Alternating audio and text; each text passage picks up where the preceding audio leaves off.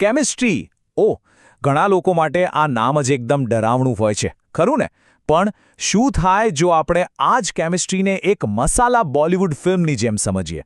ચાલો આ સોર્સ મટીરિયલની એકદમ ફિલ્મ જેવી સમજૂતીમાં ડૂબકી મારીએ. જુઓ, આ કોઈ એવી તેવી સામાન્ય વાર્તા નથી.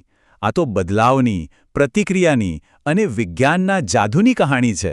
અને મજાની વાત તો એ છે કે આમાં એક્શન, ડ્રામા, રોમાન્સ બધું જ છે. બસ આ બધું કેમિસ્ટ્રીના નિયમોમાં જ છુપાયેલું છે. તો દરેક ફિલ્મની જેમ આપણી આ વાર્તાનો પણ એક હીરો છે, અને આ હીરો કદાચ આપણામાંથી ઘણા લોકો જેવો જ છે. તો મળો અર્જુનને. 10મા ધોરણનો સ્ટુડન્ટ છે, ક્લાસમાં એકદમ ફેમસ, પણ એનો એક બહુ મોટો ડર છે કેમિસ્ટ્રી. એનું તો સીધું કહેવું છે, ભાઈ ફિઝિક્સ તો ચાલી જાય, પણ કેમિસ્ટ્રી એ તો બસ ભગવાન ભરોસે. એનો સૌથી મોટો દુશ્મન કોઈ વિલન નથી, પણ કેમિસ્ટ્રીના સમીકરણો છે. પણ પછી એક રાત્રે કંઈક એવું થાય છે જે અર્જુનની આખી દુનિયા જ બદલી નાખે છે. એ પહોંચી જાય છે એક એવી જગ્યાએ જ્યાં વિજ્ઞાન જીવંત થઈ જાય છે. અર્જુન એક સપનામાં પહોંચી જાય છે, કેમિસ્ટ્રી નગરમાં. અને સાંભળો, આ કોઈ સાધારણ નગર નથી હો. અહીં તો લોખંડ, તાંબુ, ઓક્સિજન આ બધા તત્વો જીવતા જાગતા પાત્રો છે. જાણે ફિલ્મના એક્ટર્સ. એમની વચ્ચે થતી પ્રતિક્રિયાઓ એટલે ફિલ્મના સીન. અહીં લોખંડ એકદમ દમદાર હીરો છે, તો ઓક્સિજન એક એવી શક્તિ જે બધું જ બદલી શકે છે. હવે આ અનોખી દુનિયામાં અર્જુનને એક ગાઈડ મળે છે, એક માર્ગદર્શક જે તેને આ કેમિસ્ટ્રી ફિલ્મના નિયમો શીખવશે. અને એન્ટ્રી થાય છે આપણા ગુરુ, પ્રોફેસર રિએક્શનની. એમના માટે તો આખી દુનિયા જ એક મોટી રાસાયણિક પ્રતિક્રિયા છે. એમનો સિદ્ધાંત એકદમ સિમ્પલ છે, જ્યાં જ્યાં બદલાવ છે ત્યાં ત્યાં કેમિસ્ટ્રી છે.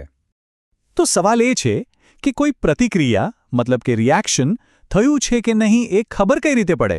વેલ, પ્રોફેસર રિએક્શન અર્જુનને 5 મુખ્ય સંકેતો બતાવે છે. જાણે કહેતા હોય, અર્જુન ધ્યાનથી સાંભળ. જો રંગ બદલાય, કોઈ ગેસ બહાર નીકળે, તાપમાન ઉપર નીચે થાય, પ્રવાહીમાં કંઈ ઘન પદાર્થ જેવો બને, અથવા તો ગંધ બદલાઈ જાય, તો સમજી જવાનું કે ફિલ્મનો સીન બદલાઈ ગયો છે. ઓહ, અને કેમિસ્ટ્રી નગરમાં એક કોટ પણ છે. અને એનો એક નિયમ છે જે ક્યારેય તૂટતો નથી. આ નિયમ ફિલ્મના દરેક પાત્ર અને દરેક સીન પર લાગુ પડે છે. આ છે દળ સંરક્ષણનો કાયદો. સીધી વાત, પ્રતિક્રિયાની શરૂઆતમાં જેટલું દ્રવ્ય હોય, અંતમાં પણ એટલું જ રહેવું જોઈએ. ના ઓછું, ન વધારે. મતલબ કે જો કોઈ સમીકરણ આ નિયમનું પાલન ન કરે તો કોર્ટ એને સીધું રિજેક્ટ કરી દે છે. અહીં ડાબી બાજુ જુઓ, રિએક્શન પહેલાં આયનનો એક જ એટમ છે, પણ પછી 3 થઈ જાય છે. આ તો નિયમનો ભંગ થયો, એટલે એને મંજૂરી ના મળી. પણ જમણી બાજુ જુઓ, બંને બાજુ દરેક તત્વના એટમ્સની સંખ્યા બરાબર છે, એટલે કેસ મંજૂર. આ જ છે સમીકરણને બેલેન્સ કરવું. ચલો હવે વાર્તાના સૌથી મજેદાર ભાગ તરફ જઈએ. પ્રોફેસર રિએક્શન હવે અર્જુનને સમજાવે છે કે કેવી રીતે કેમિકલ રિએક્શન્સ પણ બોલિવૂડ ફિલ્મોની જેમ અલગ અલગ જોનરના હોય છે. જુઓ, કેમિસ્ટ્રીની 4 મુખ્ય પ્રતિક્રિયાઓને ફિલ્મના 4 જોનર સાથે સરખાવી છે.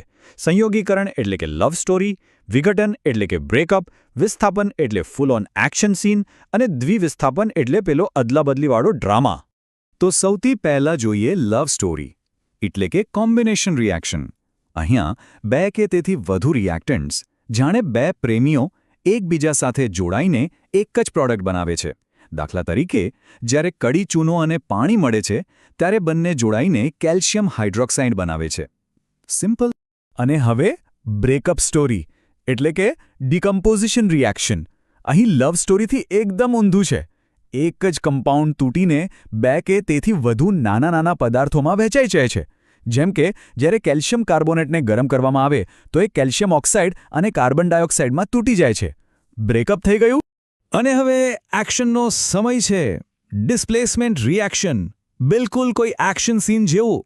અહીંયા એક વધારે રિએક્ટિવ એટલે કે શક્તિશાળી હીરો ઓછા રિએક્ટિવ એટલે કે નબળા હીરોને તેની જગ્યાથી હટાવી દે છે. જેમ કે આયન કોપરને હટાવી દે છે. ફિલ્મનો નિયમ સિમ્પલ છે, જે વધુ શક્તિશાળી એ જ જીતે છે. અને દરેક સારી ફિલ્મની જેમ આપણી આ વાર્તામાં પણ એક જબરદસ્ત ક્લાઇમેક્સ છે. એક ફાઇનલ ફેસ ઓફ જ્યાં 2 વિરોધી શક્તિઓ એકબીજાની સામે ટકરાય છે. અને આ અંતિમ મુકાબલો છે ઓક્સિડેશન અને રિડક્શન વચ્ચેનો. અને શક્તિની આપલે તરીકે સમજી શકાય. ઓક્સિડેશન એટલે કોઈ એલિમેન્ટ ઇલેક્ટ્રોન ગુમાવે, જાણે એ પોતાની શક્તિ આપી રહ્યું હોય, અને રિડક્શન એટલે ઇલેક્ટ્રોન મેળવવા, શક્તિ લેવી. અને સૌથી મજાની વાત શું છે ખબર છે? હીરો અને વિલનની જેમ આ બંને પ્રક્રિયાઓ હંમેશા સાથે જ થાય છે. જો એક ગુમાવે તો બીજો મેળવે જ છે. ફિલ્મમાં એક ઇમોશનલ સીન પણ છે. જ્યારે આપણો હીરો લોખંડ, પાણી અને ઓક્સિજનના સંપર્કમાં આવે છે ને, ત્યારે એને ધીમે ધીમે કાટ લાગવા માંડે છે. આ એના માટે બહુ દુઃખદ પ્રક્રિયા છે, એક સેડ સ્ટોરી જેવી. પણ ચિંતા નહીં, એને બચાવવાના ઉપાયો પણ છે, જેમ કે રંગ કરવો, ગેલ્વેનાઇઝેશન કરવું કે પછી તેલ લગાવી દેવું. તો આ આખી ફિલ્મ જોયા પછી અર્જુનની દુનિયા જ બદલાઈ ગઈ છે. જે વિષય એનો સૌથી મોટો ડર હતો, એ જ હવે એની સૌથી મોટી તાકાત બની ગયો છે. અને છેવટે આપણો હીરો જીતી ગયો. અર્જુન હવે કેમેસ્ટ્રીથી જરા પણ નથી ડરતો. એને હવે સમજાઈ ગયું છે કે દરેક રિએક્શન પાછળ એક લોજિક છે, એક વાર્તા છે. કેમેસ્ટ્રી હવે એનો દુશ્મન નહીં પણ પક્કો દોસ્ત બની ગયો છે. અને આખી વાર્તાનો સાર પણ આ જ છે. જ્યારે કોઈ પણ વિષયને સમજવાનો પ્રયત્ન કરીએ તો પછી એ ગમે તેટલો અઘરો કેમ ના હોય, એ એકદમ રસપ્રદ ફિલ્મ જેવો બની જાય છે. તો સવાલ એ થાય કે આપણા જીવનમાં બીજું એવું શું છે જેને આપણે એક ફિલ્મની જેમ જોઈ શકીએ?